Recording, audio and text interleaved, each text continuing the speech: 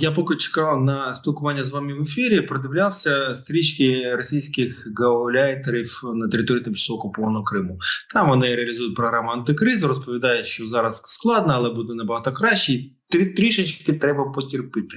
Але справа в тому, що реалії та ті речі, які розповідають з екранів російських телевізорів в Криму, вони кардинально відрізняються. Буквально один приклад. Моє дитинство пройшло на невеличкому українському містечку Сакі. Там поруч із ним знаходиться величезна база відпочинку, називається Прибой. Вона на узбережжі між Саками та Євпаторією.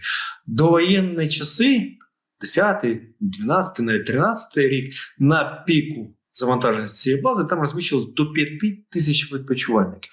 Буквально вчора мої інсайди з Криму повідомили, що зараз на тій базі, знову ж таки, 5 тисяч місць знаходиться близько 50 відпочивальників.